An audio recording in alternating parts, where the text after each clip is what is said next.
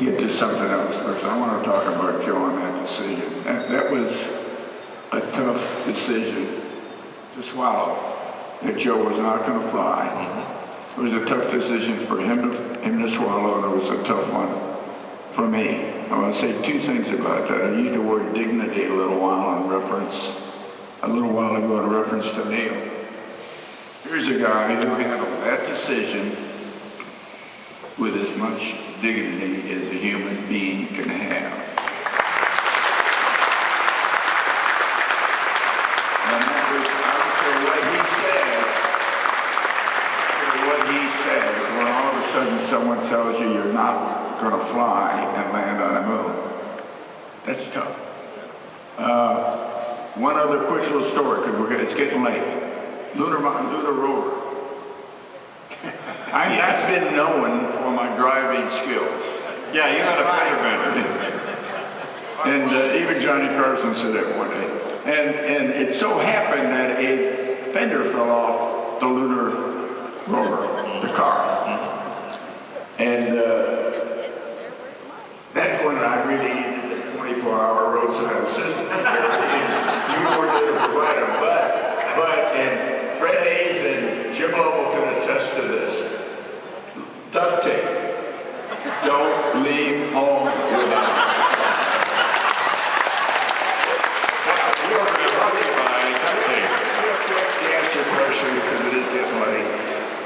No, as a matter of fact, I got on my high horse when we went back to Kennedy in January '73, and I said, you know, they kept telling us, Apollo 70, how's it feel to be the end, the tail of the dog, the last one over the fence? And I got tired of, hearing the end. I said, it's not the end, it's just the beginning of a whole new era in space flight. And in January '73, I got on that soapbox and said, we're not only going to be back to the moon by the end of the decade, which gave me 7.5 years, we'll be on our way to Mars by the turn of the century, which gave me 27.5 years to be proven wrong. Unfortunately, my timetable was a little off. We are going to go back to the moon, and we are going to go to Mars. There's no question in my mind.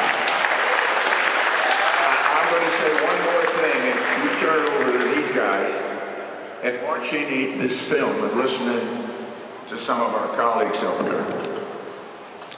There's a phrase that has been politically incorrect in some circles of Washington.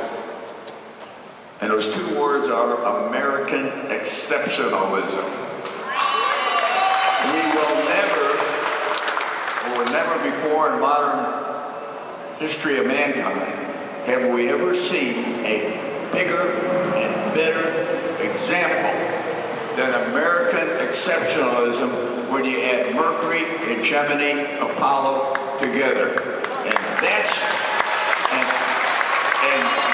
that kind of exceptionalism, meeting Kennedy's challenges of what he thought was impossible, that most people didn't think could be done at the time, is what we have to talk to our kids about, because they can't do it. We need to inspire them and give them the same capabilities someone gave us.